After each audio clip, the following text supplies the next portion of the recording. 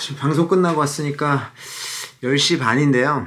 이거는 빨리 찍어서 올려야겠다. 뭐 사실 뭐 관련돼서 방송도 뭐 많이 나왔을 거고 유튜브도 많이 나왔어서 이미 다들 아시겠지만 그래도 너무나 큰 사건이다 보니까 저도 한번 이야기하고 싶어서 늦은 시간에 카메라를 켰습니다. 자, 오늘 아침 금요일 아침이었죠. 한국 시간으로 테슬라의 사이버 트럭이 발표가 됐는데 일단 주가 반응은 별로 안 좋습니다. 그런데 제가 봤을 때 테슬라한테 있어서 이번이 굉장한 이제 장기적으로 봤을 때 변곡점일 것 같다 싶어서 한번 이야기를 해보도록 하겠습니다. 우선 어제 10대가 배송이 됐고요. 10명이 한 명 한 명 차례대로 나와가지고 차를 타고 가는 그런 퍼포먼스를 보여줬습니다. 그래서 올해는 2000대 목표로 하고 있고요. 연 20만 대에서 35만 대씩 이제 보내는 게 목표다 이렇게 이야기를 했는데 3분기 실적 발표에서 일론 머스크가 좀 앓는 소리를 했습니다. 우리가 우리 무덤을 팠다느니 뭐 전략적으로 이렇게 한 것 같은데 어찌됐든 간에 2025년까지 연 25만 대 배송은 좀 힘들 것 같다 이렇게 이야기를 했거든요. 지금 예약을 한 게 총 200만 명 정도 되니까 상당 기간이 지나야 배송을 다 할 수 있을 것 같다 이런 결론이 나온다고 볼 수 있을 것 같고요. 물론 이제 생산 캐파라든지 뭐 하드웨어, 소프트웨어 이런 거 점검 때문에 이제 계획에 좀 차질이 있다고 이렇게 하고 있는데요. 이게 2019년도에 첫 공개를 한 후에 4년 만에 양산에 성공을 한 거고요. 물론 스펙적인 면에서는 처음에 2019년도에 이야기했던 것보다는 조금씩 낮기는 합니다. 그래도 여전히 좀 레전드다라고 이야기할 수 있을 것 같고 충전을 완충으로 했을 때 400km 정도 가거든요. 근데 보조 배터리까지 장착을 하면 이게 뭐 우리나라 돈한 1,500만 원 정도 하는 것 같은데 요거까지 장착을 하면 750km까지 간다고 하니까 굉장하다라고 할 수 있을 것 같고요. 이번에 가장 중요했던 거 향후에 이 사이버 트럭 어떻게 성공할 것이냐 이 성공의 핵심 요소가 3가지 정도가 될 것 같은데 모두 다 이야기하고 있는 양산 가능성에 대해서 굉장히 중요하다라고 할 수 있고요. 두 번째는 이 양산 가능성을 뒷받침해줄 4680 배터리 요게 어떻게 될 것이냐 중요하고 가격 어떻게 될 것이냐 이 3가지가 좀 중요할 것 같습니다. 먼저 양산 가능성에 대해서는 왜들 자꾸 의구심을 갖냐. 뭐 그동안 이제 차에 대한 스펙도 많이 바뀌고 이제 안에 내부도 많이 바뀌고 제조 방법도 바뀌고 하다 보니까 그런 것도 있는데 이게 스테인리스 강을 썼다는 거예요. 이 스테인리스 강 우리가 흔히 이야기하는 스탱 우리한테 굉장히 흔한 재료죠. 하지만 이게 차에 사용되는 것은 역사적으로 2번째입니다. 근데 이게 흠집이라든지 외부 충격이 굉장히 강해요. 그러다 보니까 강하다는 것은 이제 만드는데 굉장히 어렵다라는 것을 보여줄 수 있고요. 이게 그래서 대량 생산을 제대로 할 수 있을 것이냐 요거에 대한 것들이 의구심이 제기가 되고 있고 이전에도 사실 인도하기 전에 무슨 뭐 박람회라든지 이런 데 내놓은 차를 보면은 마감이 굉장히 어설프다. 갭이 막 손가락이 들어갈 정도로 떨어져 있다. 이런 것들이 좀 발견이 돼서 우스갯거리가 됐었는데 실질적으로 요번에 양산된 것들은 괜찮은 것 같고요. 요게 대량으로 양산해도 문제가 없느냐? 요게 이제 초점이 맞춰지고 있습니다. 그리고 4680 배터리 같은 경우에는 테슬라에서 직접 만든 배터리죠. 자체 제작을 하기도 했고 굉장히 혁신적으로 주행거리도 16% 늘리고 가격도 많이 떨어지고 가벼워진 그런 배터리라고 할 수 있는데 요게 지금 텍사스 기가팩토리에서 만들고 있는데 요거 맞출 수 있냐라는 거죠. 이 배터리가 사이버 트럭이랑 세미 트럭에 들어갈 거기 때문에 그런 것들을 굉장히 궁금해하는 것이고요.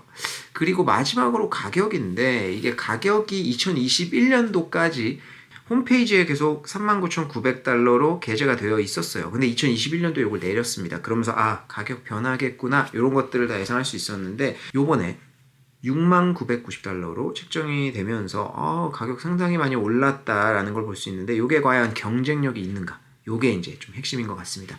먼저 스테인리스 강에 대해서 살펴보면은 이 스테인리스 강 같은 경우에는 과거에 어디에 쓰였냐? 바로 여기에 쓰였습니다. 요거 다 아시죠?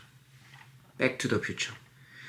요거 정말 매니아들 많거든요. 저도 너무 좋아해가지고 요거는 제가 애기 사준다는 핑계로 아직 애기가 30개월이 안 됐거든요. 그러니까 뭐 갖고 놀지도 못하고 뭐 아무것도 모르는데 애기 사준다는 핑계로 제가 샀습니다.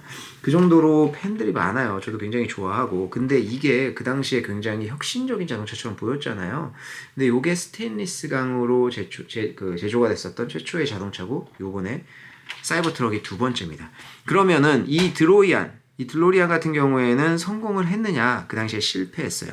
이 드로리안 모터스 같은 경우에는 뭐 이제 그 굉장히 혁신적이고 그 당시에 일론 머스크 같은 사람이었고 그런 것도 있었지만 굉장히 잘생겼다고 해요. 근데 이분이 혁신적인 일들을 많이 했었는데 어찌됐든 마약 밀매 관련된 혐의로 이제 구속되고 뭐 어쩌고 하면서 회사를 망했습니다. 근데 회사 망한 거와 별도로 자동차 자체는 어땠냐라고 이제 궁금증을 제시할 수 있는데 이 자동차도 양산에 좀 실패했어요. 그래서 자동차가 멈춘다든지 물이 샌다든지 문이 열리는데 옆 차랑 부딪힌다든지 여러 가지 문제들이 발생을 했었습니다. 근데 그 당시는 1981년에서 83년이거든요. 그때랑 지금 비교해서 양산 가능성을 논하는 건 좀 무리가 있지 않냐 이렇게 이야기도 할 수 있거든요. 그래서 지금 테슬라는 그거를 제대로 맞춰낼 수 있을 것이냐 요게 이제 관건이고요. 그리고 실질적으로 맞춰낸다라고 해도 후속적으로 갖춰야 될 게 너무 많다라는 거예요. 이게 수리도 힘들다라는 거죠. 흠집이 안 나고 뭐 잘 구부러지지 않고 이런 특징을 갖고 있는 대신 만약에 흠집이 나면 수리해도 굉장히 힘들다라는 거예요. 그래서 이 서비스 센터들도 새로 구축을 해야 된다. 여러 가지 이제 그런 의구심들이 있고요.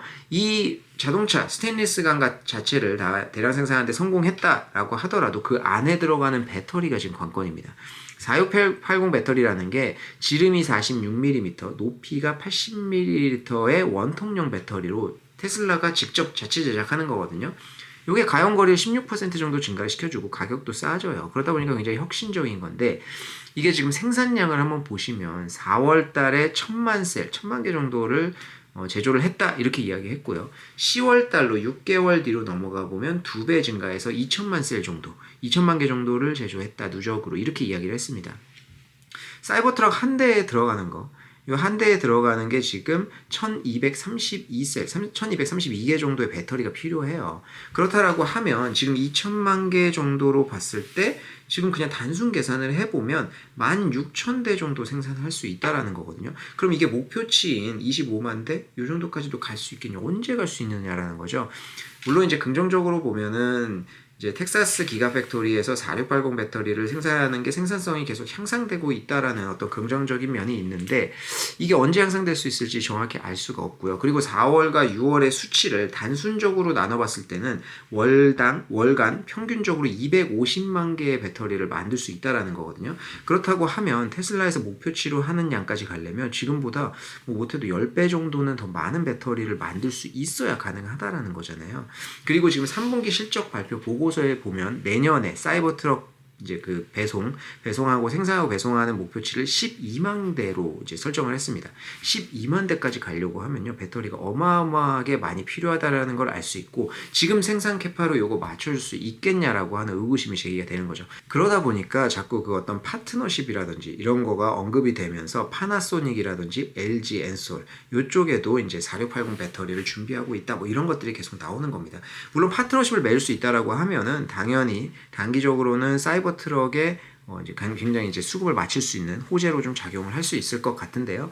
이 4680 배터리가 왜 중요하냐라고 하면 기존의 배터리를 넘어서서 효율도 굉장히 증가를 하고 핵심은 테슬라가 직접 자체 제작을 할 수 있다라는 겁니다. 그래서 이게 캐파만 맞춰준다고 하면 지금 세미트럭도 없어서 못 파는데 지금 이 배터리를 맞춰줘서 이제 만들 수 있다라고 하면 매출이라든지 이런 것들이 좀 급증할 수 있는 그런 가능성을 좀 보고 있다.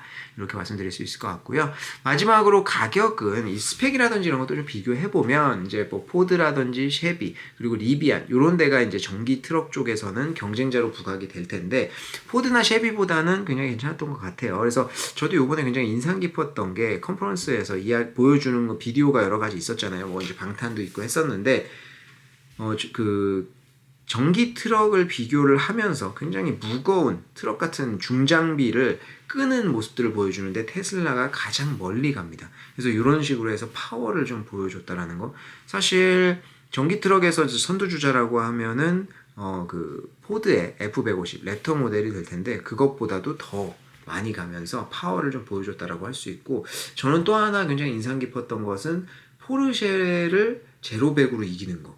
포르쉐를 단순히 이긴 게 아니라 와 이제 영상을 보신 분들은 아시겠지만 포르쉐랑 제로백으로 막 가서 이깁니다. 그러니까 사람들이 막 환호하고 좋아하는데 거기서 일론 머스크가 잠깐 기다려봐라, 더 있다 라고 해서 결승선에 딱 갔더니 테슬라 사이버 트럭 뒤에 포르쉐 한 대를 끌고 간 거였어요. 그래서 엄청나구나, 마력이 엄청나다, 이런 것들을 좀 보여줄 수 있어서 스펙적으로는 굉장히 잘 나왔다, 이렇게 좀 볼 수 있을 것 같습니다. 다만 리비안이랑 비교를 했을 때는 가격대라든지 스펙이 리비안에는 조금 못 미치는 것 같아서 리비안은 오히려 조금 여기에 우려가 해소되는 이런 모습을 보여주고 있습니다. 주가적인 측면에서도 보면요, 어제 이제 그 사이버 트럭을 인도 행사를 하기 전에 테슬라의 주가가 1.7% 정도 하락으로 마감을 했고요. 발표한 이후엔 주가가 2% 정도 하락을 했습니다. 반면 리비안은 어제 주가가 더 많이 떨어져서 3% 하락으로 마감을 했거든요. 왜 이런 상황이 발생을 했냐면, 리비안은 지금까지 굉장히 이제 인도량도 증가를 하고 생산이 증가하고 내년이면은 이제 적자를 벗어날 것 같고 여러 가지 좋은 상황들이 있었는데, 항상 그 핵심에는 우려 사항이 있었습니다.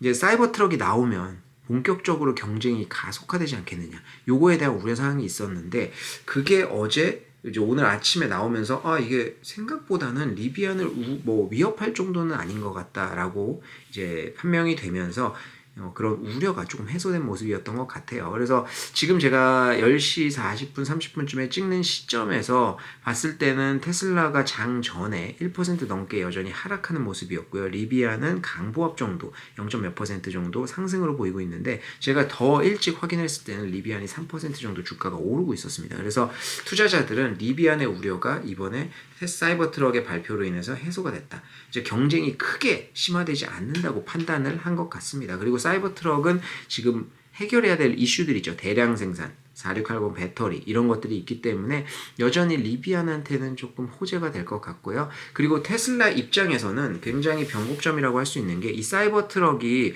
사실 가격대로 비교를 하면은 모델 S나 X를 대체할 수 있을 정도로 향후에 판매적인 면에서 그런 비슷한 이제 프리미엄 가격대거든요. 그래서 프리미엄 가격대에 새로운 모델이 좀 나왔다, 이렇게 좀 볼 수 있을 것 같고, 특히 4680 배터리가 성공을 한다라고 하면은 그거는 다른 차들, 세미 트럭이라든지 사이버 트럭의 대량 생산을 굉장히 받쳐줄 수 있는, 싼 값에 대량으로 생산할 수 있는 그런 어떤 계기가 좀 마련이 되지 않을까 해서, 요번 발표를 기점으로 해서 향후에도 좀 더 나아갈 수 있는 그런 발판이 마련이 된 것 같습니다. 그래서 저도 테슬라를 가지고 있는 입장에서는 굉장히 좀 마음이 편했었다, 주가가 떨어짐에도 불구하고. 그리고 테슬라의 주가는 이런 대형 행사가 있을 때마다 과거 이력을 보면 항상 선반영이 되면서 막상 행사 당일날 그 이후에는 좀 떨어지는 모습을 보였죠. 그래서 크게 우려할 필요는 없을 것 같고요.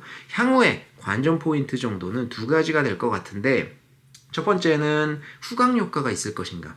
이제 테슬라도 신모델을 발표한 지 꽤 됐잖아요. 그래서 요번에 신모델을 출시를 하면서 이거는 인도되는 게 상당히 오래 걸리죠. 그러면 기존 모델이 후광 효과를 받아서 판매가 증가될 것이냐, 요게 조금 이제 향후 관전 포인트인데, 아무래도 과거에 모델 3가 나온 게 2017년이었습니다. 그리고 모델 Y가 2020년에 나왔을 때 후광 효과를 모델 3가 좀 봤어요. 그래서 이제 단기적으로 판매가 150% 정도 증가되고 이런 효과들이 좀 있었거든요. 그렇다 보니까 요번에 사이버 트럭이 출시가 되면서 그런 어떤 하이프가 좀 붐업이 되면서 다시 모델 3라든지 모델 Y 판매가 증가할까? 요게 이제 향후 관전 포인트가 될 것 같고요. 그리고 본격적으로 이제 사이버 트럭까지 가세를 하면서 전기 트럭의 전성 시대가 좀 열릴 것인가? 요것도 향후에 좀 관전 포인트가 될 것 같습니다.